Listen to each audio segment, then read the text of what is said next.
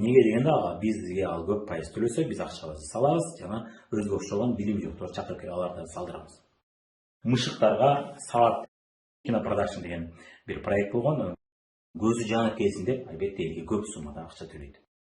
Мисалы үчүн 10 000 адамдан 100 доллардан топтогондон көрө айталы бир 100 адамдан орто жолдо төлөгөн акчасына да күйөт, ипотеканы алдырып. 100 000 адам алыш үчүн 300 000 адам 250 000 сом акчасын берип отуруш керек. Бизнеске келгендердин базары бар. Кардарды тартуу боюнча стратегия жок. Бизнес. Саламатсыздарбы урматтуу достор. Бүгүн биз дагы темабызды уламакчыбыз. Демек, буга чейин сөз кеткендей, каржы пирамидаларын салыштыруу жана ал жөнүндө түшүндүрмөлөрдү берип кетмекчибиз. Бул сабагыбызда, бул видеобузда биз кадимки тармактык маркетинг менен жашыруун каржы пирамидасы же болбосо тармактык маркетингге окшош, бирок чынында каржы пирамидасы болгон уюмдарды талкуулап түшүнгөнгө аракет кылып кетебиз. Демек, пункттардан баштасак, биринчи пункт жана буга чейин айтып кеткендей, тармактык кадимки чыныгы тармактык маркетингдин негизги максаты бул жерде продукцияны, кызматты өткөрүү, элге өткөрүп, кардарларга өткөрүп, ошонун жардамы менен акча табуу. Ал эми жашыруун каржы пирамидаларынын дагы деле максаты негизги убада өткөрүп, ошонун жардамы менен акча жыйноо. Албетте сиз дароо түшүнбөшүңүз мүмкүн, бирок башка параметрлерди көңүл буруп атып, байкап атып, анан максаты элге продукция жеткирүү эмес экен, элди продукцияга көндүрүү эмес экен, акча жыйноо экен биринчи ирет деп түшүнөсүз да. Бул меселени түшүнгөнүңүздө бул дагы чоң бир белгилердин бири. Экинчи пункт бул жерде экинчи пунктубуз продукция боюнча эч кандай каржы пирамидаларында, жашыруун каржы пирамидаларында эч кандай продукция боюнча сөз дагы, сабактар дагы анча боло бербейт. Өтө аз болот. Көпчүлүк учурда жалаң акча жөнүндө, бизнес жөнүндө, башка жашоо жөнүндө, миллионер болуп кетүү жөнүндө сүйлөшүлөт. Продукция боюнча көп сөз болуп бербейт. Анткени дегенде биз жана айткандай, продукцияны өткөрүп, акча табуу эмес ал жерде. Ал жерде негизги нерсе адамдарга акча салдыруу. Продукция ал жерде жөн гана шылтоо. Для отвода глаз деп коет, орусча айтканда, кимдир бирөө ушул пирамида каржы пирамидасы экен деп түшүнүп калбаш үчүн коюлган максат. Ошондой коюлган бир инструмент, курал десек болот. Дагы айтып кетчү нерсе, башында айтып калыппыз. Бул пирамидалардын, жашыруун каржы пирамидалар бул эң коркунучтуу уюмдар. Анткени дегенде, көптөгөн адамдар мунун каржы пирамида экенин билбестен, көптөгөн убактысын, өзүнүн өмүрүн, күчүн, энергиясын, бир нече жыл өмүрүн ушундай уюмга кетирип алып, же бизнестен жок, же акчадан жок, же элден жок болуп кала бериши мүмкүн. Жана бул уюмдар көбүнчө акыр аягы жабылуу менен бүтөт. Анткени дегенде адамдар кеч келет, анча деле кереги жок, анча деле туура келбеген, анча деле жакпаган продукцияны ала беришпейт. Негизинен бул жерде негизги суроолордун бири, мен көбүнчө мындай суроо берем, бул компаниянын негизги кардары ким деген суроодон тесттен анча өтө бербесе дагы чоң күмөн саноо болот да. Өзгөчө жашыруун каржы пирамидаларынын продукциясынын кардары жок. Кардары жок болгондуктан, кардары жок эсе болгондуктан, кардар жок, бизнес жок. Билесиздер. Кардар жокпу, демек бизнес дагы жок. Ошол себептен мындай компаниялар барып кыйрайт дагы. Ошол жерде иштеген адам өмүр бою же көптөгөн жылдар бою тармактык маркетинг дегенди уккум келбейт. Аферисттер, жалганчылар деген сөздү гана айтып калышат дагы, каршы болуп калышат. Дал ушулардын айынан тармактык маркетингди эң көп жаман көргөн адамдар ушулардын айынан болот да. Мисалы үчүн менин бир эң көрүнүктүү жана күчтүү идеяларимдин бири Самара Кеңешовда бир убакта ушундай жашыруун каржы пирамидасында иштеп калып, мен да иштегем ал жерде. Иштеп калып, бир жыл убактысы кетип, албетте ийгиге жеткен эмес. Ошол себептен экинчи эч качан тармактык маркетингде иштебейм деген ой менен жүргөн мезгилде мына чыныгы тармактык маркетингди көрүп калып, анан биздин ийгиге жеткен нерсе көрүп калып, иштеп калып, уюмна эми албетте экөөнү айырмалай билип калды. Ага чейин албетте ал бул темада билими болбогондуктан, эч ким ага түшүндүрүп бербегендиктен ал билген эмес. Мен да убагында билген эмесмин, кийин көп жылдык стажы бар адамдардын сабагын окуп жүрүп мен да түшүнүп калдым. Мен ойлойм, сиздер дагы ушул видеонун жардамы менен чыныгы тармактык маркетингди жашыруун каржы пирамидасынан айырмалап билип каласыз дагы, ошондой абалда калбайсыз. Ошол себептен бул видео өтө пайдалуу. Бул видеону мүмкүн болсо көрүп атып, кимди эстесеңиз, кимге бул видео пайдалуу экен деп эсептесеңиз, ошол адам менен бөлүшүп коюуга аракет кылыңыз. Анткени дегенде кимдир бирөөнүн убактысын, өмүрүн, энергиясын сактап каласыз. Ошол эле учурда албетте негативдүү оюн дагы, кимдир бирөөнүн негативдүү оюн ал дагы оңой буруп койгон болот. Жана тармактык чыныгы тармактык маркетингди көрсөтө алчу деңгээлге чыгып калат. Сиз дагы бул үйрөнүп алсаңыз көптөгөн каршылык адамдардын оюн сүйлөшө туруп оңой өзгөртө аласыз, айырмасын көрсөтө алат. Демек, продукция жөнүндө сөз бул жакта тынбай болот, сабактар тынбай болуп турат. Продукция менен бизнести баланс кылган аракет кылышат бул компаниялар. Анткени дегенде алар түшүнүшөт, негизги акча продукциядан түшөт. Продукцияны элдер канчалык жакшы көргөн сайын, алар ошончолук көп алышат жана ошончолук көп жарыя жасашат. Продукцияны өзүн жарыя жасагандыктан дагы жаңы кардарлар келет. Улам кардарлар көбөйгөн сайын бизге кириши көп түшөт дейт. Бул жакта кардарлар жөнүндө сөз жок. Анткени дегенде негизги курал бул жерде бизнес деп кечке бизнеске чакырышат жана бизнес жөнүндө сөз болушат. Кийинки нерсе ошого байланыштуу 3-үнчү пункт бул продукция өткөрүү жана элди көндүрүү, кандай бир базарды ээлеп алуу, базардын бир бөлүгүн өзүнүн кардарларынын базарынын бир бөлүгүн ээлеп алуу боюнча көп жылдык стратегия бар. Кадимки чыныгы тармактык маркетинг компанияларында. Жашыруун финанстык пирамидаларда ал жок. Анткени биз айтып кеттик, алардын негизги максаты продукция өнүктүрүү эмес, продукция өндүрүү эмес, алардын негизги максаты акча жыйноо. Кыска мөөнөттүк стратегия. Кыска мөөнөттүн ичинде көп акча жыйнап алсак, адамдар мүмкүн болушунча көптөгөн чоң суммада акчаларды салса деген көз карашта. Ошол себептен алардын негизги максаты бизнеске кызыктырып, миллионер болосун деп кызыктырып отуруп, квартирасын сатып акчаны бул жака киргизсе, дал ушул уюмдарды көбүнчө секта деп айтышат. Секта деген ушул себептен. Чындап эле бул уюмдар көбүнчө секталардын кандай психологиялык көптөгөн манипуляция жасаган техникаларды көп колдонушат. Мисалы үчүн биз иштеген компанияларда KG Networks деген компания болгон, акырында муну да талкуулап кетебиз. Ошол жерде Фабрис деген чоң лидердин көзү аябай мындай чоң болчу, врачоктор аябай күчтүү болчу. Мен ошол компанияда иштеп жүргөндө мен NLP деген илимди окуп жүрүп, анан кийин ошол нерсени түшүнө баштадым, байкай баштадым. Мен да психолог болуп түшүнө баштадым дагы, ошолордун манипуляция жасап аткандарын мен түшүнө баштадым. Анан албетте ошол нерселерди көргөндөн кийин мен антип иштегим келбейт, мен элди алдагым келбейт деп ал компаниядан кетүүгө араксыз болгом. Кетүүнү туура көрдүм да. Уже кетүүнү ойлонуп жүргөндө мага башка мүмкүнчүлүк чыгып калып, мен ошол мүмкүнчүлүктөн пайдаланып кетип калгам. Көрдүңүз, ушул сыяктуу манипуляция техникалары аябай көп колдонулат жашыруун каржы пирамидаларында. Мындан дагы сиз түшүнсөңүз болот. Анын зрачоктор деп коет, мына көзүн жанагы не деп коет кыргызча, чоң болуп, чоңойчу да. Анын өзүнчө машыктыруучу техникалар болот экен. Мен дагы ошол компанияда иштеп жүрүп, машыктыруучу техникаларды үйрөнө баштагам. Азыр убакыт анын кереги жок экенин түшүндүм. Кийин көрсөм, манипуляция бул көп жылдык стратегия иштебейт экен. Эгерде сиз кимдир бирөөнү чыныгы тармактык маркетингде биз айтып атпайбызбы? Көп жылдык стратегия деп. Кимдир бирөө менен сиз көп жыл иштейм десеңиз, эгерде сиз аны алдачу болсоңуз, ал эртең алдаганыңызды түшүнүп калгандан кийин болду, көңүлү калат, кетет. Кандайдыр бир уят жок, адамдардын уяты жок бөлүгү сиз менен калат. Бирок уяттуу адамдар кетет. Анткени деген алар антип акча тапкысы келбейт. Мен да ошондой болдум, мен антип элди алдап акча тапкым келбейди. Ошону түшүндүм, манипуляция бул болбогон нерсе экен деп түшүнүп, мен ал нерселерди үйрөнбөй койдум, машыкпай койдум ал жактанчы. Анын ордуна адамдар менен чындап аларга жардам берүү, ниет менен иштөө, аларга көбүнчө үйрөтсөм, продукцияны жакшы көрүп калса, ал өзү ыктыяры менен ушул бизнести жакшы көрүп калат деген көп жылдык стратегия менен иштеп калдым, ушуну туура көрдүм. Мына чыныгы кадимки тармактык маркетинг компаниялары, эгерде ал жерде туура адамдар иштесе, туура эжелер иштесе, дал ушул система менен иштейт. Бирок компания өзү ушул системада иштейт. Анча-мынча кээ бир адамдар бул жактан келип калып, ошол техникаларды, ошол технологияларды бияка колдонушу мүмкүн, болуп калышы мүмкүн. Кээ бир конкреттүү лидерлер бузуп коюшу мүмкүн, бул жактын системасында бузуп коюшу мүмкүн. Мен жакын убактарда деле ошол адамдарды көрүп аттым, угуп атам. Атактуу эле күчтүү компаниялардын, өтө авторитеттүү, дүйнөдө абройлуу компаниялардын ичинде, ошол компанияда иштегендердин арасында деле чоң суммага товар алдырган адамдар бар экен, көрүп таң калдым. Албетте бул нерсенин келечеги жок экенин билебиз. Эгер адам чоң суммага 100 миң, 200 миң сомго товар алып, бирок эртең колунан келбей калса, ал ошол бизнестен көңүл алат. Бирок ошол техниканы бат өсүү үчүн адамдар чоң суммада продукция алса, мен бат өсөм деп, өзүнүн күнүмдүк бүгүнкү оюн ойлоп, адамдарды арасында отургузуп койгон лидерлер болуп атат, угуп атабыз, көрүп атабыз.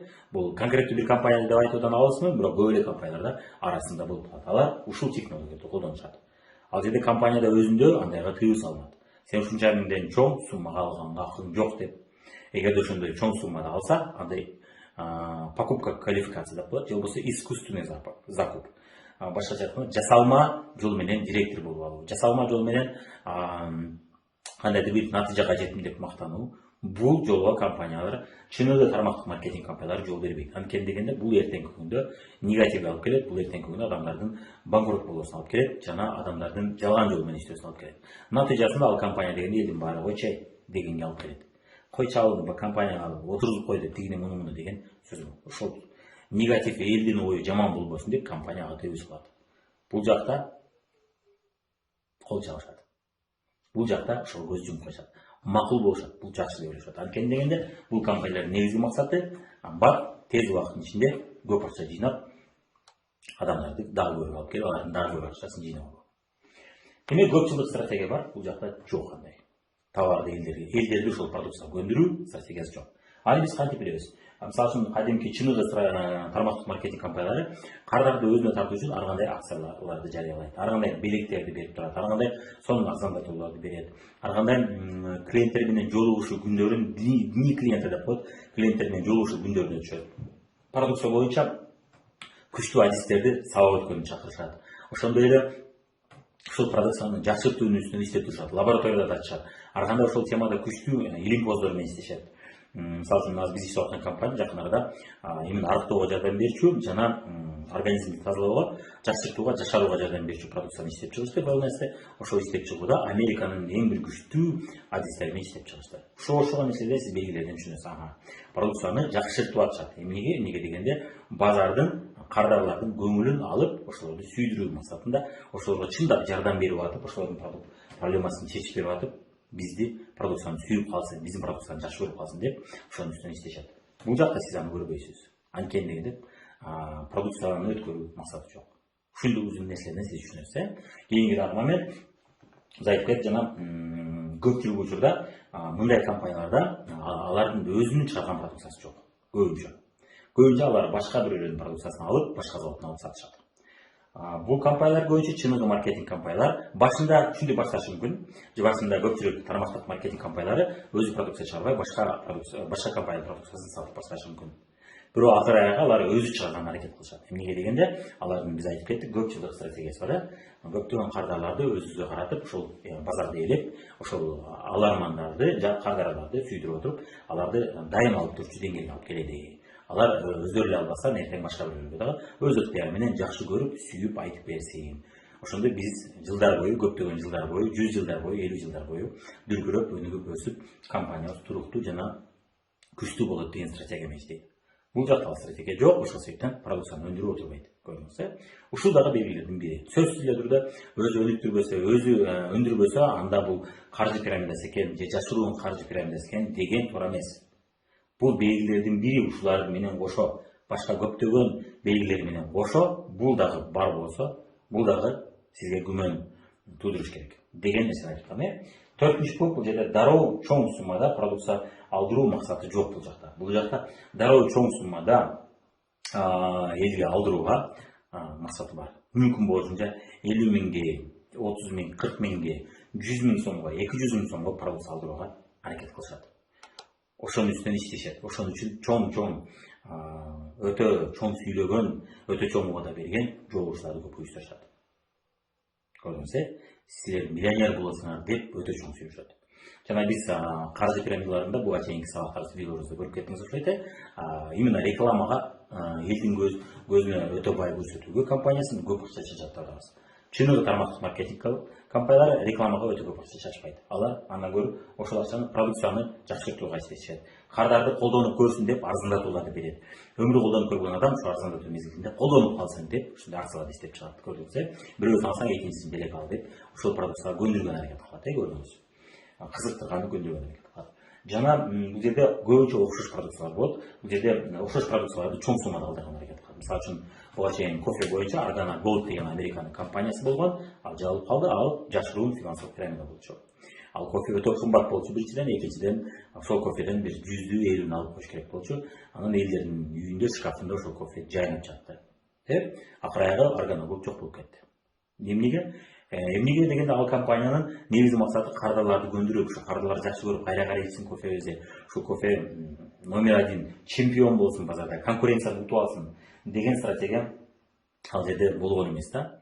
Ал жерде эптеп эле көп санда алдыруу, бүгүн акча жыйнап алуу деген болгон. Көптөгөн адамдар кымбат кофени эч ким андай санда албайт да, мисалы үчүн анчалык көпчү кофени чейин. Сиз мисалы үчүн бир 10 чакты пачка албайсыздар, бирок ал компания иштесеңиз, сиз 5 пачка, 10 чакты пачканы алмаган экенсиз, бизнеске кызыгат. Ал албетте продукциясын мага жагат, мен колдоном деп албайт. Бизнес максатында эртең мен 50 миңдик кофе алсам, мисалы үчүн, анан мен машоп элдер 50 миңдик кофе алса, мен эртең тез байып кетем деген бат тез убакыт ичинде байып кетүү максатында көп продукцияны алышат. Көрдүңүз, ушу кээ бир тармактык маркетинг компанияларында да, чыныгы тармактык маркетинг компанияларында дагы кээ бир лидерлер ушул жолду реклама кылышат. Бул туура эмес айтып атасыз. Бирок каржы, жашыруун каржы пирамидаларында бул системалык түрдө компаниянын баардыгы ушуну жасайт демекчибиз. Ал эми кээ бир компанияларда кээ бир адамдар ушуну жасаса, анда ал каржы пирамидасы деген эмес, анда туура эмес болот, көрдүңүз. Ал бул белгилердин бири деп айтып атабыз. Бир нече көптөгөн белгилер бар болсо, сиз күмөнсүн алсаңыз болот деп атабыз. Кээде компанияда жок, конкреттүү адамдар ушуну жасап аткан болот. Анда андай командадан алысыраак болгонуңуз туура болот. Анткендегинде анын келечеги эртең элдин оозунда негатив болуу, көптөгөн адамдардын нааразычылыгын алып келүү, жана көптөгөн адамдарды акчага отургузуп коюу. Бул жол туура эмес. Мына жашыруун каржы пирамидалары ушунусу менен эң коркунучтуу, адамдарды акчага, чоң акчаларга отургузуп коет. Мисалы үчүн мен буга чейин каржы пирамидаларында иштегенде эмне болду деген окуямда көрдүңүздөр окшойт. Кимдирбир үйүн алдырып койду, мына алар чынында косметика, элге керектүү косметиканы өткөрүп, бул чыныгы бизнес деп ойлошкон. Ошон үчүн коркпостон жаман жолго кетип атабыз деп ою келген эмес алар квартирасын кредитке коюп, кредит алып, продукция алып, ошону элге көбүрөөк колдонуп калса жакшы көрүп калышат деп элге белек кылганы, кээ бирлеринде өзүнүн жанынан алып берген аракет кылышты. Көрдүңүз, мына жасалма жол менен иштөө ушуга алып келет. Ошон үчүн эч убакта биздин компанияда деле деги эле чыныгы тармактык маркетинг компанияда иштеп атсаңыз дагы 100 миң акча сала коюп, мен кантип директор боло коем, же болбосо канча акча сала койсом мен өсүп кетем деген суроодо койбоңуз. Тармактык маркетинг бизнесинде ал туура эмес, антип иштебейбиз. Бул себеби дегенде бул оптом дүкөн эмес, бул базар эмес. Сиз отуруп сатпайсыз, ал жерге кардарлар өздөрү келбейт. Биз кардарларды өзүбүз таап аларды көндүрөбүз. Ошон үчүн бул жерде чоң суммада продукция алуунун кереги жок бул бизнесте. Бул бизнесте өзүңүзгө керектүү жана элдерге проба кылган кандай бир пробниктерди алсаңыз болот. Же эгерде сиз заказдарыңыз болсо, алып сатып иштейм десеңиз, алып сатыш үчүн алгач кандай бир кичинерээк суммада алып көрүп, сатып анан кардаларыңыз көбөйгөндө анан көбүрөөк акча салсаңыз болот. Эгерде сиз сатып иштегенге кызыксаңыз. Бирок сөзсүз сатып иштөө кереги жок чыныгы тармактык маркетингде. Кааласаңыз сатып иштесеңиз болот, кааласаңыз сатып иштебесен, ар кимде өзүңүз үчүн ал деп сунуш кылып атып, көптөгөн кардарларды продукцияга көндүрүп атып, анан алар продукцияны алган сайын сода болуп да, ошол соданын ичинен акча тапсаңыз болот. Бир күндө эмес, акырындык менен, көрдүңүз. Кийинки көрсөткүч, бул жерде ассортимент айтып кеттик. Чыныгы тармактык маркетинг компаниялары жыл өткөн сайын ассортиментин чоңойтконго аракет кылышат. Ал эми жашыруун каржы пирамидалары 3-2-3-5 продукция менен кала берет. Алар продукциянын санын көбөйтпөйт. Эмнеге биз айтып кеттик, алардын максаты элдерди продукциясына көндүрүп, базардын көп бөлүгүн ээлеп алып, көп жылдар бою, 50 жыл, 100 жылдар бою ошол кардарларды тейлеп атып, кардарларга кызыктуу продукцияларды сатып атып, ошонун жардамы менен акча табуу эмес. Ал жерде бат кыска мөөнөттүн ичинде акча жыйнап алуу. 5 жылдын ичинде, 3 жылдын ичинде, 2 жылдын ичинде, 10 жылдын ичинде топтоп алуу. Андан кийин ал компания кандайдыр бир шылтоолор менен жабылып кетет. Бирок эмне болгону жабылып кетет, биз буга чейинки видеодо түшүнүп калдыгыбыз окшойт. Жаңы келгендердин саны аз болуп, мурун келгендердин саны көп болуп, бирок жаңы келгендердин саны азая баштаганда компанияда проблемалар башталат. Анткени булар тыйынбай рекламага, чоң, өтө кымбат рекламаларга көп акча чачышат дедик, ошол нерселер актабай баштайт. Жана элдер улам көзү жанып келсин деп, албетте элге көп суммада акча төлөйт. Бул компаниялар көп суммада төлөйт, анткени булар көп суммада төлөсө, анда жаңы продукция иштеп чыга албай калат. Продукцияны андан ары жакшыртып албай калат. Ошон үчүн өтө көп төлөйт. Бул компаниялар өтө көп төлөгөнгө аракет кылат. Ошон үчүн сиз иштеген компанияда, эгерде башка компаниялардан салыштырмалуу бир топ кыйла көп акча төлөнгөнүн түшүнүп аткан болсоңуз, көрүп аткан болсоңуз, бул дагы белгилердин бири. Маркетинг планда ошол нерсе көп болсо, анда демек ал акчаны продукциядан алат дагы элге чачып атат. Эмнеге? Элдер улам бири-бирин чакырып келсин, акча салсын деп. Көрдүңүзбү? Ошон үчүн өтө көп төлөгөн маркетинг пландагы бул опасный, бул коркунучтуу. Бул жашыруун каржы пирамидасы деген сигналдардын бири. Кийинки пункт бизде колунан келбей калса, колунда чоң суммада продукция жок. Biz ayttık, çoğun summaga aldырбайт bu компания. Кандай bir чеги бар, ошол суммадан көп албай деген чеги болот. Bir адам өзүнүн атына албаш керек. Бирок кээ бир адамдар аны да алдап коюшат компанияны, ар кимдин атынан, апасынын, эжесинин атынан алып атып, чоң суммада алып алдагандар бар компанияны. Ошон үчүн айтабыз, кээ бир адамдар ушул жолду, бул жактагы жолду алып келип бияка коюп коюп атышат. Анан тармактык маркетингдин баары атчыланып калат. Бул албетте туура эмес, бирок ал адамдар эртеңки күндө өздөрү жабыркашат, өздөрү көптөгөн адамдардын нараачылыгын туудуруп, өзүнүн бизнесин өздөрү өлтүрүп атышат. Өзү отурган даракка өзү балта чабат дегендей болуп, өзүнүн туура эмес жолго тургузат. Бул бизнестин келечеги жок эгерде ушундай кылса. Мына айтабыз, жашыруун каржы пирамида да эгерде колунан келбей калса, анда ал банкрот. Эмнеге дегенде чоң суммада алып продукция алган. Ошол себептен бул адам банкрот болот.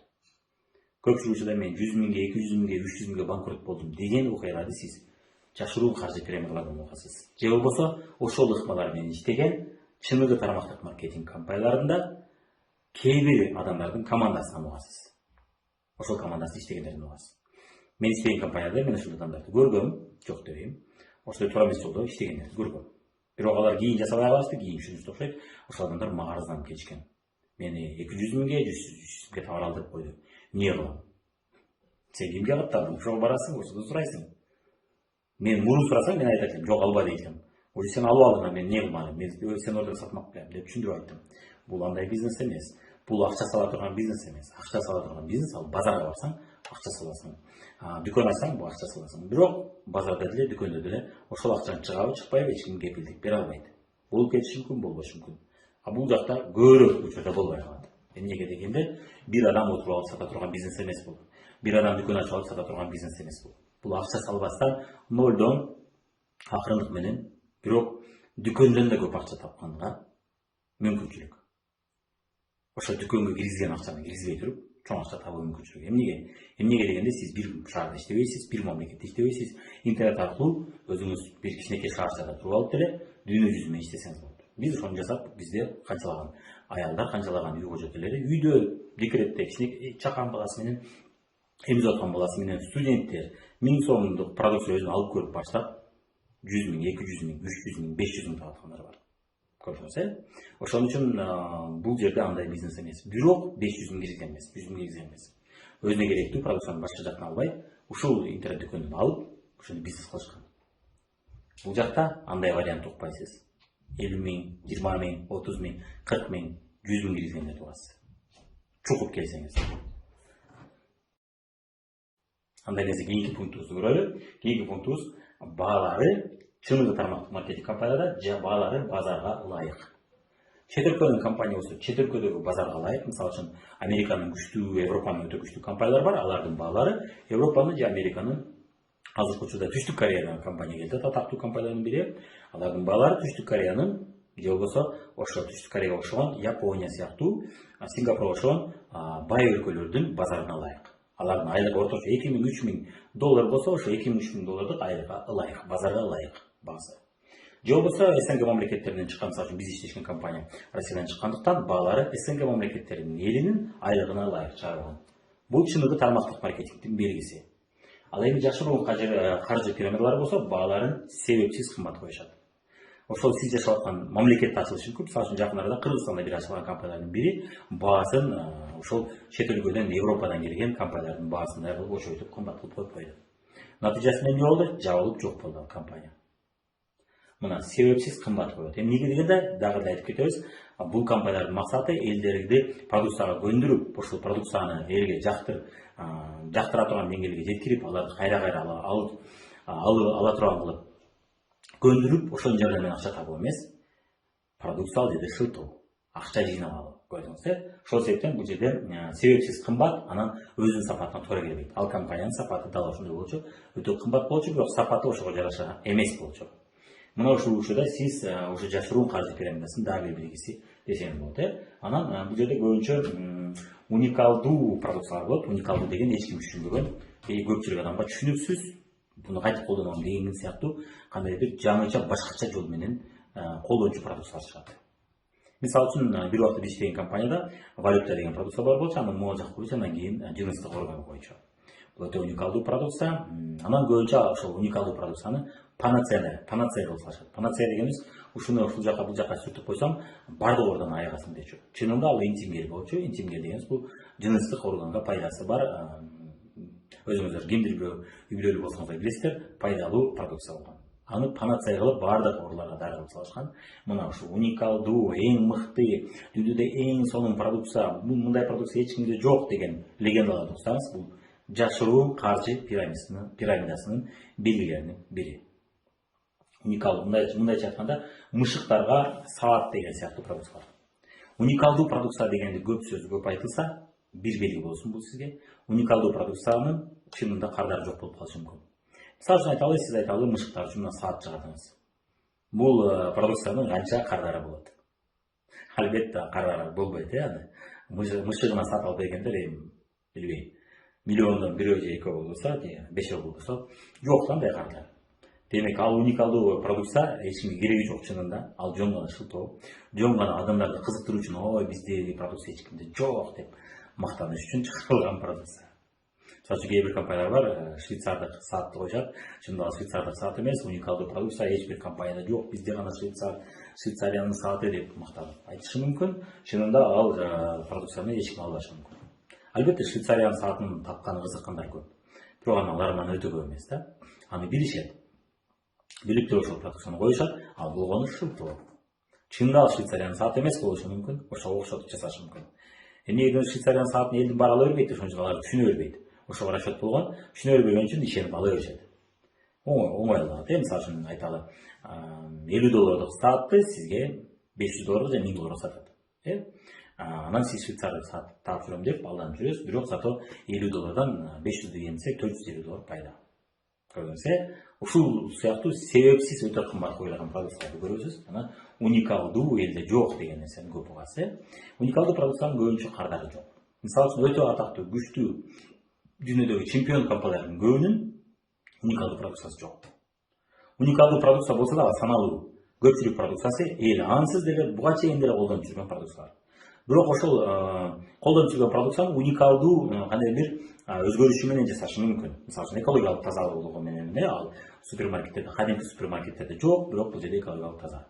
Же болбосо ушул супермаркетте бар продукцияны супермаркеттен арзаныраак. Же болбосо супермаркетте бар продукцияга кошумча бир нерсе кошуп, супермаркет аркылуу невыгодно болгон нерсени ошол компания аркылуу өткөрсө болот. Мисалы үчүн айталы, кофе кандай бир дарылык касиетке ээ деген кофе болушу мүмкүн, жөнөкөй кофе эмес, дарылык касиетке ээ. Кээ бир учурда бул чын болот, кээ бир учурда бул жалган болот. Албетте аны текшериш керек болот. Эгер колдонуп аткан кардарларда ошол продукцияга чындап эле натыйжалар көп болсо, ден соолукка пайдалуу экени көрүнүп атса, албетте анда ал чындап эле эл колдонуп аткан продукция болгону ошол уникалдуу бирдеме кошкон.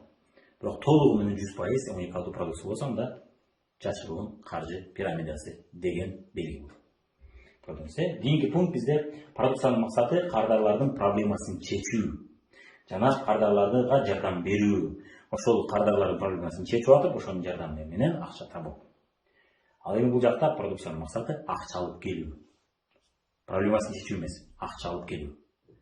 Ал жерде продукция эл катары башка продукцияларда эле проблемасын чечиши мүмкүн. Бул жакта УТП жок, бул жакта УТП бар. УТП дегенimiz уникальное торговое предложение. Бул жакта кадимки чыныгы тармактык маркетинг компанияларда конкуренцияны жеңүү үчүн кандайдыр бир нерсени ойлонушат. Ошол продукцияны элдикинен жакшыраак чыгарыш мүмкүн, элдикинен арзаныраак чыгарыш мүмкүн, ошол эле сапатта, же болбосо ошол эле сапатта, ошол эле баада, бирок кошумча бир кызматы менен болушу мүмкүн да. Көрдүңүзбү? УТП дегенimiz уникалдуу соода сунушу.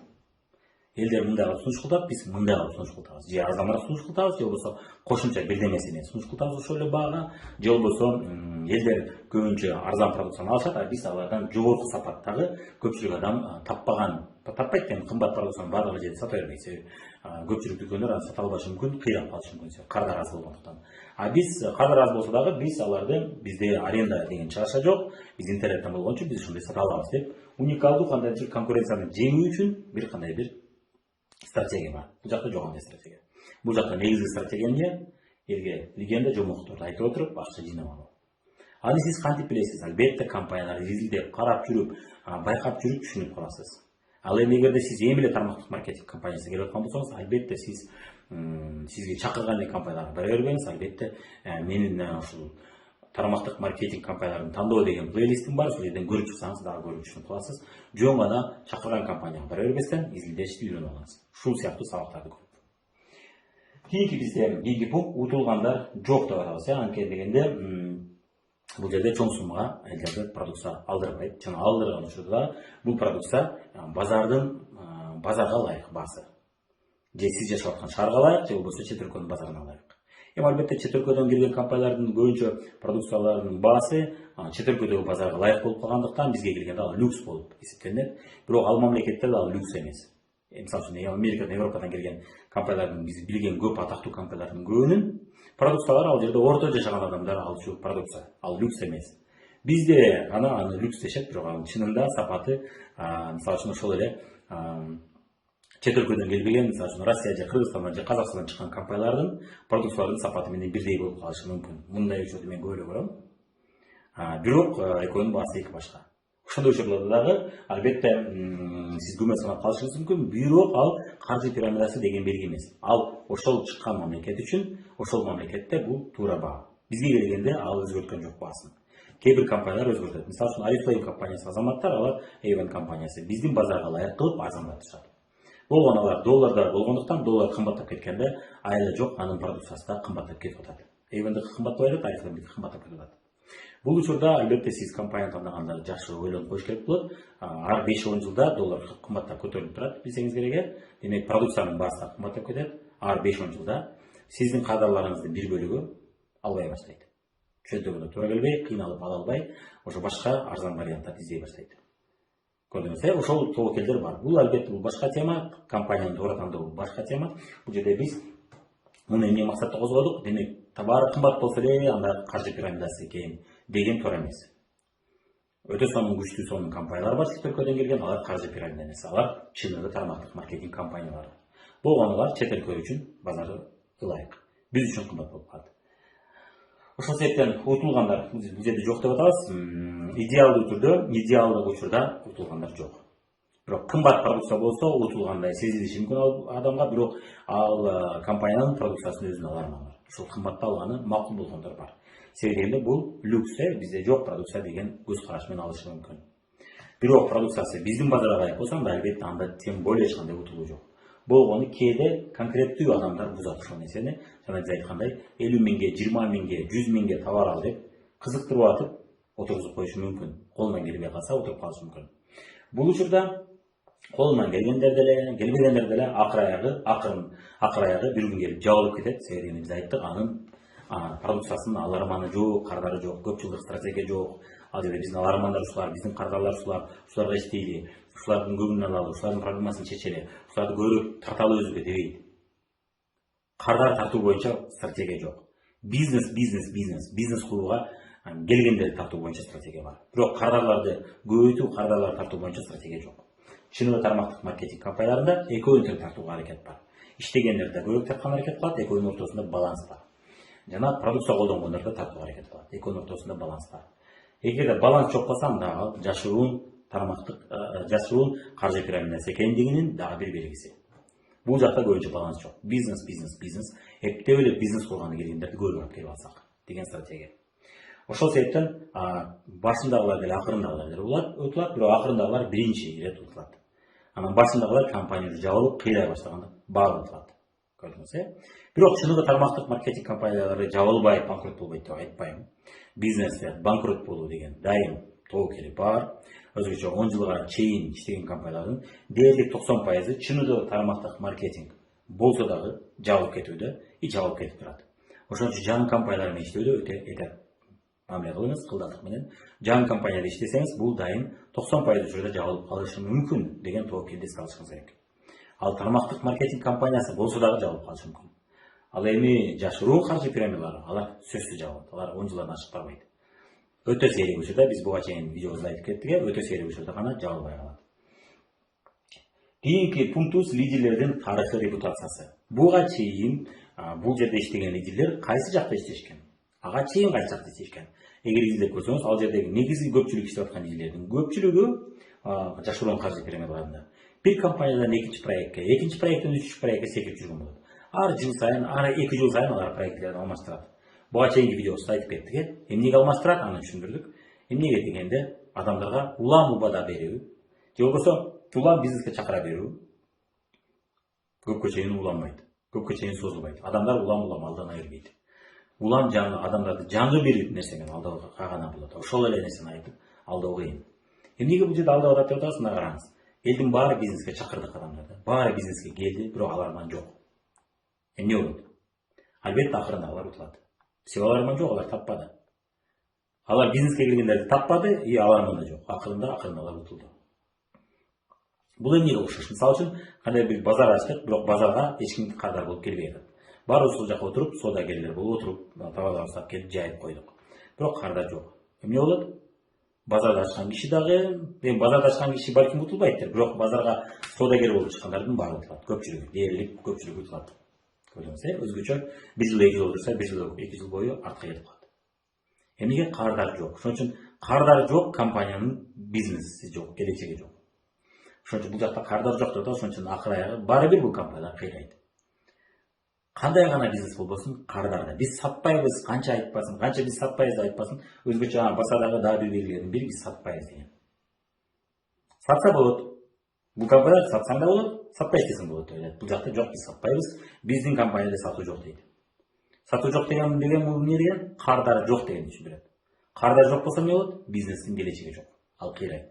Жана биз айткан базардай болот. Кардар келбей койду эч ким ал базарга, базар жабылды. Элдин баары, базарга чыккандардын баары банкрот болду дегенде. Бул жакта мына баары базар бизнес кылган келишти, бирок кардар жок. Эмне болот? Банкрот болот. Акырында алар өзгөчө. Башында алар акчасын чыгарып алышы мүмкүн, бирок дагы деле убактысына уюп атат. Андан көрө ушул убактысын чыныгы тармактык маркетингке бөлсө, бат акча таппайт, албетте, бирок көп жылдык бизнес курулат. Ресторан сыяктуу чоң бизнес курулат. Бул жакта кыска мөөнөт ичинде акча табат, бирок дагы жаңы проектти издеп, анан туурасын таап, анан жакшы кетип, жандай хайп болуп, жакшы өскөн компаниялар бар. Ошондой эле тапкыча бул адамдар бир нече жолу жаңылышы мүмкүн. Мына ошол адамдар жаңылгандыктан бат проектти алмаштырат. Чыныгы тармактык маркетинг компаниясында иштегендер бат алмаштырбайт. Кандайдыр бир себептерден компания туура келбей калып алмаштырышы мүмкүн. Бирок жөн алмаштыра бербейт алар. Бул жакта ар эки жыл иши алмаштырат. Жөн алмаштыра бербейт дегенден алысмын. Себеби болот. Негизги себептердин бири жакшы кетпей калды. Эмнеге? Элдин көбү бул жакта карда жок экенин түшүндү, акча жок экенин түшүндү, алданып калганын сезди. Болду, эми мурункудай келбей калды. Көрдүңүз, Кийинки пунктубуз бул кийинки пунктубуз бул маркетинг план. Маркетинг планда көңүл буруңуз, көпчүлүк учурда таза тармактык, чыныгы тармактык маркетинг компанияларында бинардык маркетинг план жана матрица маркетинг планын таза түрүндө эмес, аралаш түрүндө колдонушат. Башкача айтканда, көп жылдык стратегияга ылайык кылып, оңдоп, түзөп, башкача кылып жасалат. Ал эми жашыруун каржы пирамидаларында таза түрүндө бинарды колдонушат, бинардык маркетинг план жана матрицаны таза түрүндө колдонушат. Башка айтканда, галимый маркетинг план же галимый матрица дегенди угасыз. Бул деген классикалык түрдө мурунку илгерки түрүндө түзүлгөн. Ал үчүн албетте бинардык жана матрица маркетинг пландарын жакшы түшүнүп алышыңыз керек. Албетте менин сабактарымда мен ошол тармактык маркетинг компанияларын тандоо деген плейлистимде ушул видеолорду көрүп чыгып түшүнүп алсаңыз болот. Маркетинг пландардын түрлөрү деген сабакты көрүп түшүнүп алсаңыз болот. Демек мына көрдүңүз, бул кийинки белги. Буга мен көп токтолуп отурбайм. Таза түрүндө колдонсо, бул дагы белгилердин бири. Өтө сейрек учурда чыныгы тармактык маркетинг компаниялар өтө сейрек учурда таза түрүндө колдонулат. Көп колдонулат. Көбүнчө аралаш түрүндө. Кийинки белги, бирок бинардык маркетинг план болсо эле, матрица бар болсо эле, бул пирамида экен дебейиңиз. Карап түшүнүшүңүз керек. Бул таза түрүндө же аралаш түрүндө деп. Кийинки пунктубуз бул орточо, бул жерде орточо жарыя, агрессивдүү эмес. Бирок биз айтып кеткендей, буга чейин сабактарда өтө агрессивдүү жарыя.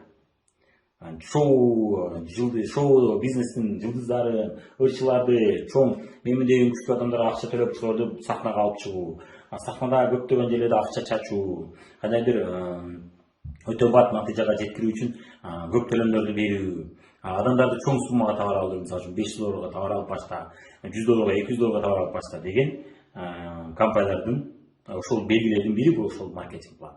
Бирок сөз түрдө эле $100, $200, $300 товар алып баштаса, демек ал каржы пирамидасы экен деген туура эмес. Бул ошол көптөгөн буга чейин мен айткан пункттар менен биргеликте болот.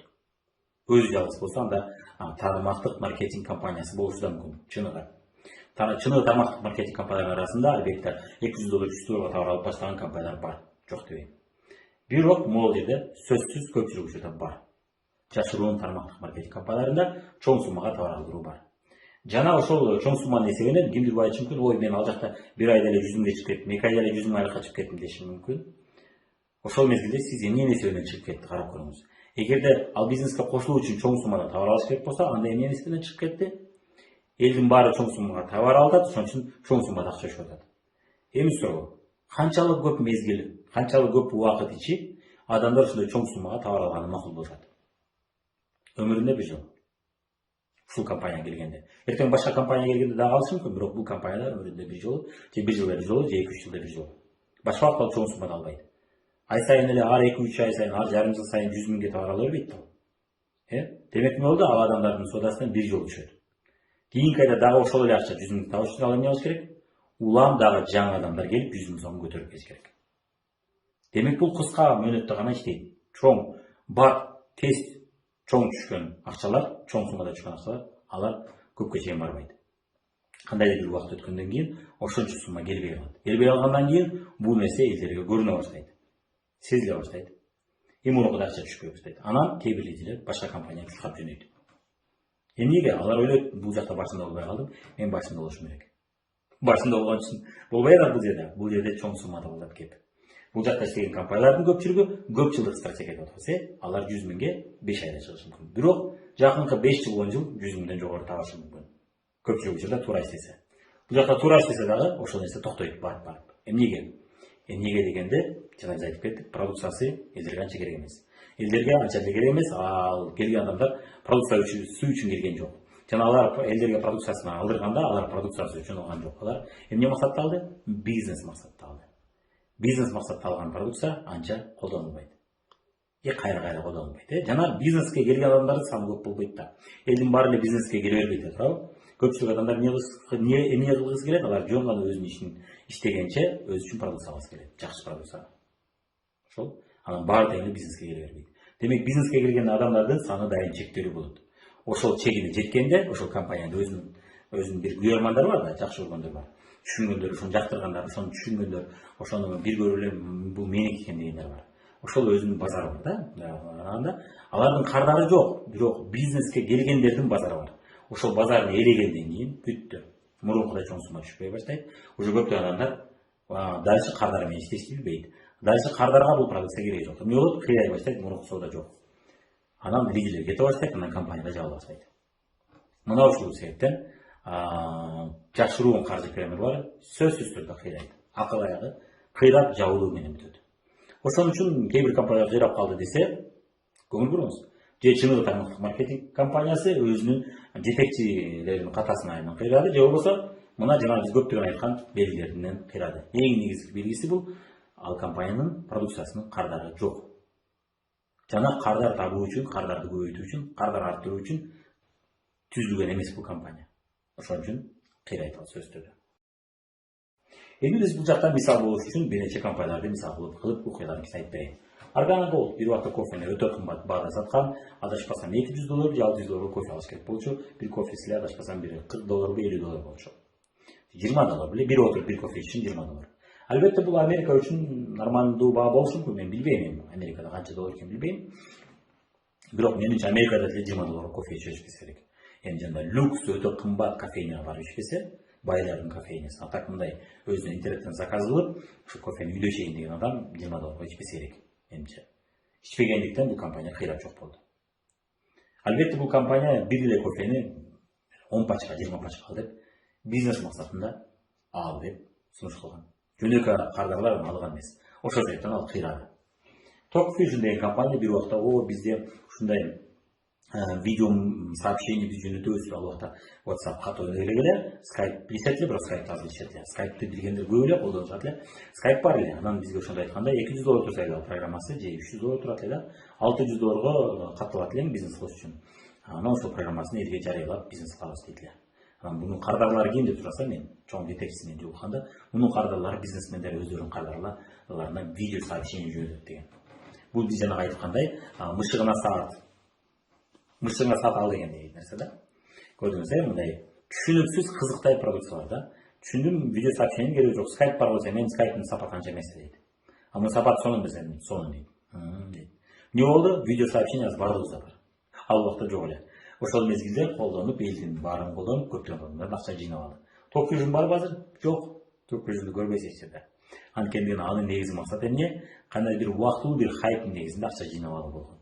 Ошол программасын ал жакшырткан жок, кошумча функцияларды кошкон жок. Мисалы үчүн Skype'ка же WhatsApp кошуп өзүнүн үстүнөн иштеген жок да. Жана сиз айтып кеткендей, продукциясын көбүрөөк элге өткөрүү, базарды ээлеп алуунун үстүнөн иштеген жок. Дагы бир окуялардын бири кинопродакшн деген бир проект болгон. Мен жанагы тармактык маркетингге чакыргандар эмне болду деген видеода айтпай калдым. Кинопродакшн бизге айткан, жакында тармактык маркетингде иштегендер үчүн сонун бир ответ деген видеофильм чыгат, ошону сетевиктердин баары сатып алышат, дисктер сатып алат. Ал убакта элдер дисктер сатып алчу, ошондо азыр акча салгандар байып кетет деген. Сен да акча салып койсоң, эртең ошол фильм чыкканда элдин баары диск сатып алып, элдерге чакырыш үчүн, бизнеске кызыктырып чакырыш үчүн ошол дискти алат. Мен ал видеону чындап күтүп аткам, ответтичи. Ответ чыгат деп уккам. Азыр тартып алат. Даяр презентация экен, 15 мүнөт сүйлөп берет экен. Ошол презентацияда сен дискти жөнөтөсүң, өзүң айтып берип отурбай, сенин командаңда жаңы келгендер сүйлөй албаса, ошону берип колдонуп иштесе болот дегенде, сонун курал экен деп биз күткөн курал болгон. Анан ошол чыгат деген ошентип алдаган.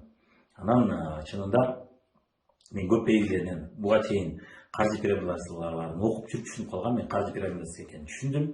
Анан бир чети мындай логика, ушул логиканы түшүнүп алсаңыз жакшы болот. Эми ошол бир кинону табыш үчүн ал 1 жыл 2 жыл акча жыйнап алып турганын ордуна же өзүнүн акчасын, же болбосо банктан кредит алып коюп, же болбосо акчасы бар адамдарга барып, мына ушундай ушунча пайызын, пайданын ушунча пайызын мен сага берем деп топтогон жакшы эмеспи? Анан ушунча орто жолдо ушунча адамдар чакыргандарга төлөп, анан алардын офистерине төлөп, анан кийин бири-бирин чакыргандардын бири-бирине төлөп отуруп, кымбат болуп кетпейби? Анан 1 жыл 2 жыл убакыт өтүп кетет. Ага чейин алып киносун тартып койбойбу деген ой келди да. Логика көрдүңүз, ушул логиканы көп өзүңүз сурап берсеңиз түшүнөсүз. Ошончо акчаны менин $100 же $200 топтоп отуруп, 1 жыл 2 жылда топтогондон көрө бир 5 адамга же 3 адамга акча алуу миллионерлер бар деп толтура. Ошолорго жолугуп эле ушундай кино тартып алып атабыз, акча салып көр, ушунча пайыз сеники деп сүйлөшсө, макул деп рисковать этип көрөт. Акчасы бар адам макул, кел 100 миң салып көрөйүн, болсо бол, болбосо жок дейт. Миллион, мисалы үчүн кассасында бар болсо, миллионун надежный жакка салат. Буга чейин биз кечээ сүйлөшкөндөй эле надежный жакка салат. Ал эми мындай болсо болуп кетти, болбосо жок дегенге бир 10% же 15% салат. Албетте андайлар тапса болот. Ал 1 жылда эмес, ал 2 айда 3 айда чечилет турган маселе. Ал эмне кылат ошончо топтоп майдалап жыйнап деген суроо, бул сизге көпчүлүк учурда инвестиция менен жашыруун каржы пирамидасын же каржы пирамидасын экөөнүн айырмасын билүү үчүн сонун суроо. Кече айтпай калыппыз кечеги видеобузда, муну суроо беребиз. Дагы кийинки нерсе, эмнеге алар бизге көп пайыз төлөгөнгө даяр? Банк же башка инвестициялар мындай көп пайыз төлөгөнгө даяр эмес. Эмнеге дегенде, бизге ал көп пайыз төлөсө, биз акчабызды салабыз жана өзгө окшогон билими жоктор чакырып аларды салдырабыз. Эгерде ал ушундай пайыз төлөгөнгө даяр болсо, ал эмнеге кредит алып албайт же башка инвесторго мына деп көрсөтүп бербейт? Башка инвестор көрсөтпөсө, бул пайда көп экен, мен салам дейт. Эгерде чындап ошол чын болсо да, ошончо пайыз ал таба турган бизнеси бар болсо, салам дейт. Бирок ал адам ошондой бизнес жок болгондуктан ал бизге сунуш кылат. Эмнеге? Эмнеге дегенде, тиги адамга жооп бериш керек. Тиги адам ишенбейт экенин билет. Банктан кредит алса аны төлөш керек. Банкка төлөш керек болот, бизге төлөбөй койсо болот эле. Эртең жабылып калды, андай десе, биз акчабызды алдырган менен кала элебиз. Ошон үчүн бизге чоң пайыз төлөгөнгө даяр. Эмесе ал чоң пайызды бизге төлөгөндөн көрө барып кредит алып алган жакшы, же болбосо күчтүү чоң акчасы бар инвесторлорго барып кайрылган жакшы. Мисалы үчүн 10 миң адамдан $100 топтогондон көрө, айталы бир 100 адамдан $1000 же 5 миң, 100 адамдан $10 миң топтоп, $1 миллион топтоп алган жакшы да, мисалы үчүн. $1 нече миллион. Мына көптөгөн компаниялар ошентип эле өнүгүп кетип атышат. IPO чыгарышат, акция облигациясын чыгарышат, анан ошол адамдар акчаны берет, анан ал дүркүрөп чоңоюп кетишет. Чоңоюп кеткенде, албетте тиги акча салгандар ошонун түшкөн кирешесинен, пайдасынан бир пайызын пайда катары көрүшөт. Болбой калса, болбой калат. Алар да кошо берет. Көрдүңүз, Мына ошондой схема бар, ошондой система бар. Ошондой система бар болуп турса да, булар не билими жок, сабаты жоктурга келип туруп, $100, $5 салсам болот элем деп угада берип атат. Бул жактан ошол эле схема. Көрдүңүз, Ийки компания бул Agile. Agile компаниясы бир убакта биз джем, продукцияны, баттарды мынтип таблетка ошо жутуп отурбай, капсула ошо жутуп отурбастан, биз деген варенье сыяктуу чыгарабыз, тез сиңирилет, жакшы сиңирилет деп чыгарган. Жана басқа мен айткан KG Networks компаниясында дагы ошентип биякка ашыласа канга бат кирет, тез действо берет. Ашказан аркылуу эмес, бияктан бат тез таасир этет деп ошентип жомуктарды айтышкан. Мына эже ошол жомуктарды айткан, кана бул компания жок азыр. Жокко болуп кетти, көп жерде жок. Жашыруун каржы пирамида экени түшүнүктүү болуп калды. Apple деген компания дагы сонун таттуу бир конфеттерди чыгарды. Бул конфеттер ден соолукка пайдалуу. Шекерден көпчүлүк курамдык изилдеп көрсөңүз, шекер көпчүлүк учурда шекер. Биз энергия берүүчү деген продукция болчу, мен чимип көрдүм, энергия анча билинбейди, балким мен байкабадым, чимип көрдүм, бизге таанышыбыз берди, мына колдонуп көр деди. Өтө таттуу экен, мага жакпады. Биз азыр мисалы үчүн биз иштеген компанияда бар, өтө таттуу эмес. Билинет, мындай энергия берген билинет да. Көпчүлүк колдонгондор мага энергия берди дейт. И кымбат эмес, бул жактагы өтө кымбат. Мындай бир пачкасы 5 сом. Көрдүк э? Бул менин оюмча каржы, жашыруун каржы пирамидасы. Мени кимдирге уруш үчүн сен компанияны сында дегендей жок, бул мен сындаган жок. Менин оюм боюнча бул каржы пирамидасы жашыруун деп айтып атам. Кааласаңыз ишениңиз, кааласаңыз ишенбеңиз. Ишенбесеңиз текшерип көрүңүз өзүңүз. Ушул жакта мен айткан белгилер барбы, жокпу, өзүңүз карап көрүңүз. Xango компаниясы чудо башкача, дагы бир айттык, уникалдуу продукция. Өзүнчө башкача жомоктогудай өтө күчтүү таасир берүүчү продукция деген нерсени уксаңыз, бул белгилердин бири. Xango ошондой сок саткан, ой ден соолукка өтө пайдалуу сок деп чындап эле айткан адамдар болгон. Бирок бул жерде эффект плацебо деген нерсе бар. Адам ушул ишенсе, шекерден деле айыгат деген илимий далилденген бир эффект бар. Ошол эффект иштеп деле айыккан болушу мүмкүн. Бирок чынында бул жок да азыр. Эгер чындап эле ушундай көп адамга жардам берсе, менимче бул компания дагы жашаш керек. Жок, жашаган жок. Мындан башка эч нерсе чыгарган жок. Бул дагы белгилердин бири. Анан чыныгы таза бинардык маркетинг планды колдонгон. Белгилер көрүнсө, мындан башка санай берсем толтура белгилер бар. Чукусаңыз чыгат, көрүнөт. Албетте чоң сумма калдырат продукциясын. Албетте продукциясынын үстүнө иштеп дагы ассортимент кошкон аракет кылган эмес. Эмесе 3 жылбы, 4 жыл, 5 жыл иштеп окшойт. Incruises боюнча албетте кимдир бар үчүн бул спорный, бул талаш маселе, сен эмнеге бизди жамандап атасың. Incruise менин оюмча, дагы деле бул менин оюмча, чет өлкөгө саякат компанияларынын көпчүлүгү, мага окшоп башка адистерде ушул эле сөздү айтып атышат. Көпчүлүгү жашыруун каржы пирамидасы. Incruise'дин ичинде эмнеге мен ошентип ойлойм. Адам $100 берди, саякат сатып ала элек. Бирок орто жолдо $100 уже элге бөлүнүп, процент төлөнүп атат. Ал $500 же $600 топтоп турган саякатты сатып алганда төлөнүп аткан жок. Ага чейин бөлүнүп кетип атат акча. Биринчиси, көрдүңүз. Экинчиси, эгерде мына 5 адам $100 салып туруп, бирөөсү ошол $100 ай сайын төлөй турган төлөбөй койсо, тиги адам акча түшпөйт. Көрдүңүз. Максималдуу акча жыйноо. Элдерди саякатка алып чыгуу эмес, максималдуу акча жыйноо. Көрдүңүз, мына 5 адамдын бирөөсү төлөбөй калса деп атат. Ушуга окшогон моменттер бар. Жана көп моменттер бар, документтер чуксаңыз да чыгат ал жердечи. Ошол анан круизный лайнерлер дей салуу деп айтышат. Чындап эле баргандар бар, билем, көргөнбүз, жолукканбыз. Бирок массовый көпчүлүк адам ал жерде чет өлкөгө саякат чыгыш үчүн иштебейт. Акча топтош үчүн иштейт. Бул дагы белгилердин бири. Көрдүңүз, продукциянын кызматы элге өткөрүп, ушул бизнести өнүктүрүп, ушул базарды ээлеп, көп жылдык бизнес кура эле эмес, элдердин $100 бергенинен эсебинен акча табабыз деген нерсе. Көрдүңүз, продукцияны өткөрүбүз. Эгерде продукцияны өткөрбөсөң да көптөгөн адамдар мына $5 деген 5 айда өтөт да, $100 салып отуруп. Чет өлкөгө 100дөгөн, 200дөгөн адамдар чыгыш келди. Мисалы үчүн биздин компаниядан 84 киши чыктык. Биз аларды 10-15 кишисин көрдүк да, чет өлкөгө чыгып жүргөнүн. Көрдүңүз, 15 кишисин көрдүк. Ушул жактан Дубайда жүрөбүз деп мактанды. Ой, силер чыкпайсыңар мындай деп бизге өздөрү атака кылды. Биз атака алган жокпуз, кайсы компаниядан жүрөсүңөр деп мындай эле жүрүшпөсөк. Ой, силерде акча жок, андай мындай дегендей кылды. Анан кийин канча адам келдиңиз? Биз деген 15, 10 деди, бир нерсе деди. Ушул азыр эле сандайт да. Дедик. Бизди билесиздерби канча адам чыктык десек. Эми силер кичинекей компаниясың деп биз 80 адам чыктык. Билесизби, кааласаңыз мен жолтуруп берем, мен сизге сүрөттөрүн көрсөтүп берем. Признавать эткиси келбей калды. Мына көрдүңүз. Чыныгы максаты чет өлкө саякатын сатуу эмес ал жерде. Балким мен адашышым мүмкүн, бирок мен көп фактыларды караганда буга чейин менде подозрение болуп жүрдү, күмөн болуп жүрдү, бирок мен башка адистерден уккандан кийин, мага ошогондор туура эле мен күчтүү билген адистер дагы ушул эле ойлой айткандан кийин, значит мен адашпапмын деген андай эмелер көбүрөөк бышыкталып калды оюм пикирим. Ekинчisi Батир авто белек беребиз деген проекттер. Ой, мына 1000 сом менен кирсең, анан кийин 100 адам 1000 сомдон топтосок ушунча болот. Анан ошол нерсенин биринчи жогорудагы эң биринчи келген адам сертификат берилет, анан ал Батир алынат. Анан ал артынан 5 адамды ушундай Батирге жеткирсе, дагы бир нерсе берилет деген сыяктуу, же авто берилет деген сыяктуу проектлердин дээрлик 100% бул каржы пирамидасы, жашыруу. Эми Life is Good боюнча бул башка, бирок ошол жилищный кооперативдер азыр чыгып атат, мына Батир кооперативдери. Life is Good кимдир бирөө бул туура эле чыныгы эле тармактык маркетинг деп атат, кимдир бирөө каржы пирамидасы деп атат. Бул талаш маселе, бул чындап талаш маселе. Бирок менин ой пикирим боюнча, менин оюм боюнча бул жашыруу каржы пирамидасы.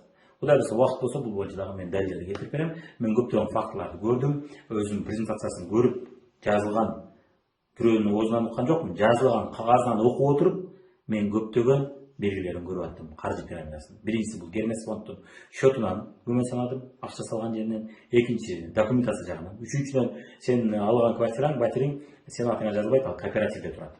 Кооператив атына сен төлөп бүткүчө. Албетте, эми анын башка варианты жок болчу. Себеби сиз акча төлөгүчө, сиз залог койгон жоксуз ал. Сиз ал банк эмес, банкка окшоп залог койгон жоксуз. Үйдү кайра алып коюш үчүн соттошуш керек. Көп проблемасы бар. Андан көрө өткөрбөй турган жакшы. Мен аны түшүнөм. Грузиядагы адам $500, $600 саякатка дароо чыга бербейт. Ошон үчүн $100 топтоп бар деп атат. Бирок баргандардын саны өтө көп эмес да. Демек эмне болот? Чынында саякат бир жакта турат, акча табуу башка жакта турат. Экөө эки бөлөк. Саякатка чыккандар көп болуш керек, бирок алардын саны көп болбой атат. Жапырылык көп болуш керек. Биз отзывдарды көп угушубуз керек. Отзывдарды дагы көп укпайбыз. Көбүнчө акча тапкандарды угабыз. Бирок чет элге баргандарды аз эле көрөбүз. Көрдүңүз, эмне келгенде көпчүлүк эл ал жерде акча табуу менен алек. Чет өлкөгө саякатты сатуу менен алек эмес. Жилищный кооператив дагы негизинен кооператив болуп, кооперативдин атында Батир туруп калат дагы, бирок бул лазейка. Эгерде эртең кооператив кааласа, мыйзам бузуп, банкрот болуп, азыр өзү мыйзам бузуп атат көпчанын. Жилищный кооператив катары каттоонот бөптөр. Бул жерде өзүңүз издесеңиз чыгат көп. Бул фактылар менен отуруп дагы изде туруп материал даярдаган. Кудай буюрса убакыт болсо даярдайм. Көрөсүздөр. Болбосо орусча материалдар толтурасыз, көрсөңүз болот. Чоң Марат Сафиевдин кечеги айткандай, көптөгөн вкладчиктердин укугун коргоочу мына орган, Ошол Марат Сафиевдин изилдесин көрүңүз. Invest Future деген бул инвестициялар боюнча жакшы обзор жасап берчү. Аябай күчтүү адис, аналитик, финансовый аналитик жана консультант. Мына ошол адамдардын материалдарын көрсөңүз болот. Булар жөн сүйлөбөйт. Алардын аудиториясы өтө чоң, алар жөнүндө ойноп сүйлөбөйт да.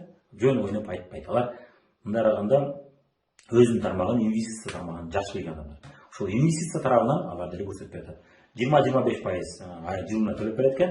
Акча салсаң 20-25% бул жогору пайыз. Бул тобокел чоң пайыз болуш керек. Бирок ал сизге гарантия төлөп берет. Кайдан? Ошогон көп суроолор бар ал жерде. Ошон үчүн эгерде Best Life тайчу болсок, Best Way, Life is Good тайчу болсок, мен адашып калдым кечиресиздер. Life is Good тайчу болсок, менин оюмча ал жашыруу каржы пирамидасы. Бирок кээ бир адистердин ою боюнча биздин тармактык маркетингде күчтүү лидерлердин мисалы Станислав Санников, мен сыйлаган адистердин бири, жок, бул каржы пирамидасы эмес деп атат. Менин оюмча каржы пирамидасы. Бул жерде спорный. Бирок биздин Кыргызстанда көптөгөн Батир кооперативдери ачылды. Мисалы бир экөөсүн мен изилдеп мына үстүртөн карап көрдүм. Мага 1-2 изилдегендер түшүнүктүү болду. Бул албетте жашыруу каржы пирамида экенин түшүндүм. Бирок кайсы гана кооператив болбосун, мисалы үчүн Life is Good болобу, же болбосо башка болобу, ошол кооперативтерден бир нерсеси бар. Мына көрүңүз. Мыйзамда, Россиянын мыйзамында, мисалы үчүн кооперативде 100 адам болсо, квартиранын саны 100 болуш керек. Андан көп болбош керек. Башкача айтканда, эгер 100 батир болсо, ошол кооператив деген адамдардын саны 100дөн көп болбош керек деген пункт бар. Ошол пунктту баардык кооперативдер бузуп атат. Life is Good да бузуп атат, биздин Кыргызстанда ачылганда да бузуп атат. Кантип? Мисалы үчүн бир адам батир алыш үчүн 250 сом салды.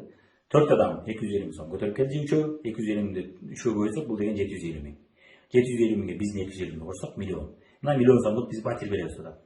Эмне десем, албетте жана учурдан 350-250дөн көтөрүп келди, 750 миң топтолду. Бир адам батир алыш үчүн 3-гө топтоду. Эмне болду? Кооперативдеги адамдардын саны 3 плюс 3 болуп көбөйдү. Мыйзам боюнча бул тыюу салынат экен. Муну изилдеп көрсөңүз болот. Мен изилдегенде башка адистердин материалдарын көрүп, мыйзамды изилдесем, ошол пункттарды көрдүм. Life is Good андай кылбай атат.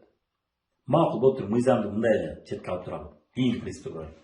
Bir адам батире алыш үчүн, мисалы үчүн 250 миңден салганда, бул мисал болсун.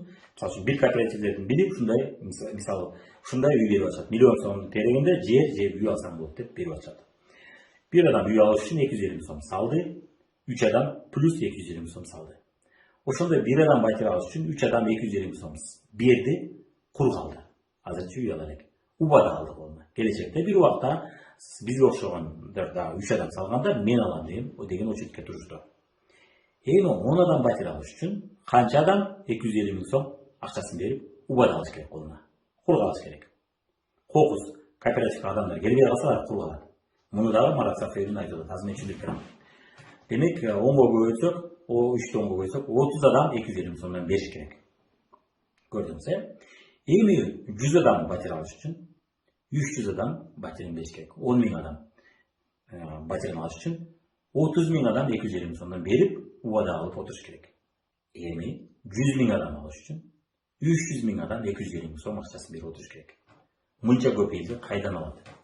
Muncha ko'p. Endi elning bari Qirg'izistonda 5 million bo'lsa, 6 million bo'lsa, o'sha 6 millionning bari tengli bateri alam deb o'tirgan yo'q. Bunun da o'zining bozori bor. Men bateri alam, o'sha men shu shartni to'g'ri ko'rdim, men ipotekaсын qo'ldomim kelmaydi.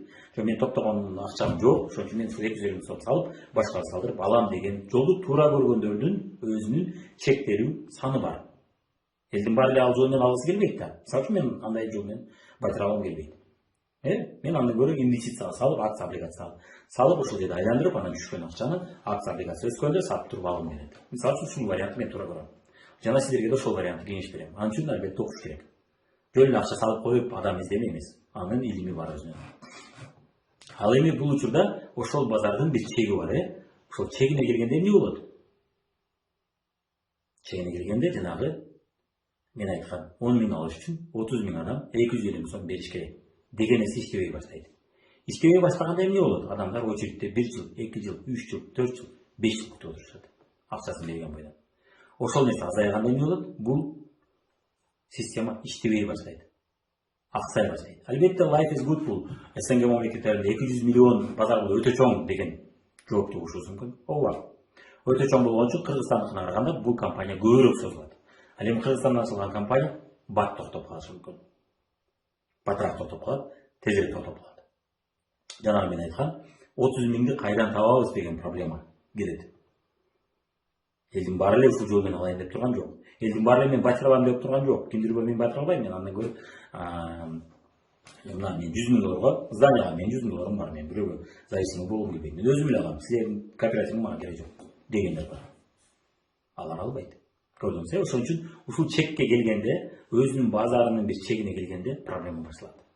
Анда чыныгы тармактык маркетинг компаниясы ошол чекке келгенде проблема башталбайт. Эмнеге? Эмнеге деген адамдар акчасын берип убада алган жок. Алар керектүү продукциясын алып алды. Эгерде алар адам кардап таппаса, ооба бизнесине капа болушат. Колунан келбеди, кыла албадым, өсө албадым, акча таба албадым деп арманда калышат. Бирок алар берген акчасын берип алып кур алган жок. Алар берген акчасын продукциясын алып, макул, зато продукциясы мага жакты деп өзү үчүн колдонуп жүрө берет. Демек аны чакырып келген адамдар да күйбөйт. Продукция колдонуп элдер, өз үчүн алып турат, сода болуп турат, ай сайын киреше түшүп турат. Бул учурдачы акча дагы жок, батир дагы жок. Эмне болот анан? Мен акчамды кайтаргыла. Ошол жерде жаңжал, тополоң ошол жерде башталат. Ошол жерде үйүн алып алгандар дагы эртеңки күндө билбейбиз кандай болот. Билбейбиз эмне болот. Муну эми мамлекет разбор кылып, сотто разбор кылып, эмне болот билбейбиз. Буга чейин биз мындай компанияларды, проектлерди көргөн эмеспиз, бирок бул адам 500 сомдон 1000 сомдон топтой отуруп, андан кийин 5000 киши топтогондо батир бергендерди көргөнбүз. Алар жабылган. Алар 1000 сом, 2000 сом болгондуктан көп тополоң берип болбогон болушу керек, чыр.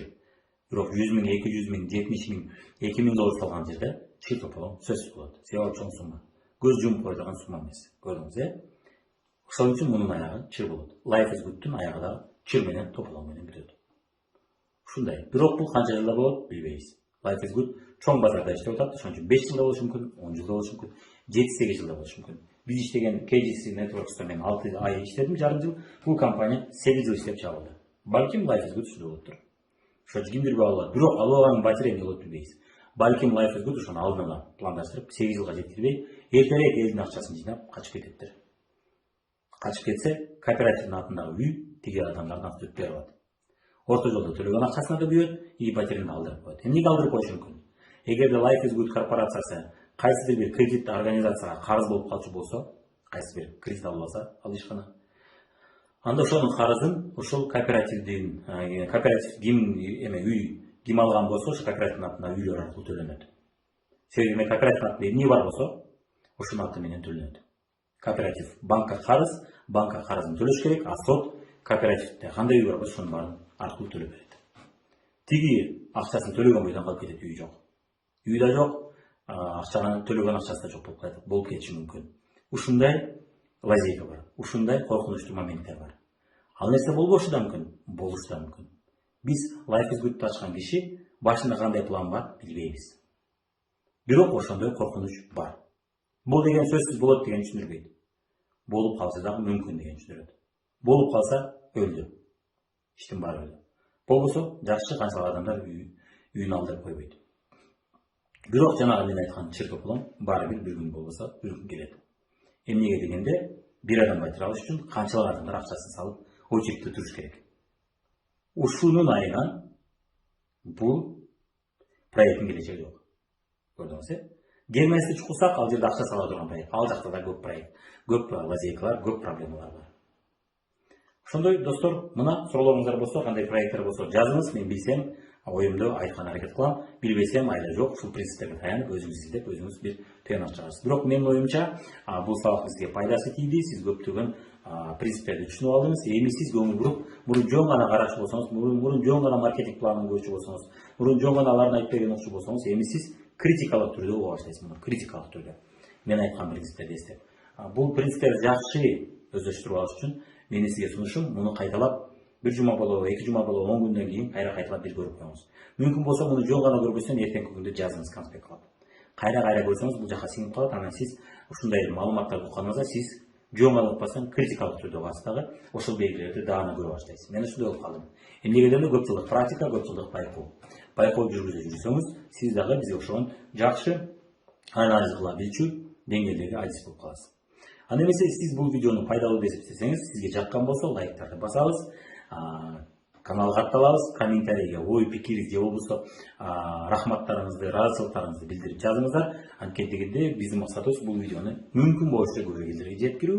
Себеби дегенде көптөгөн адамдар акчасы жок, же батири жок, же болбосо 2 жыл, 3 жыл өмүрү жок калбаш үчүн ушул материалды көбүрөөк тараткан аракет кылалы. Жана тааныш, коллега жана башкаларга муну таратып коюңуз. Ал көрбөй өзүнүн иши, сиздин ишиңиз таратышканга жардам берүү. Сиз канчалык комментарий жазып, көп жазсаңыз, лайк көп бассаңыз, жана бирөө менен бөлүшсөңүз, YouTube бул видеону көбүрөөк топко чыгарат.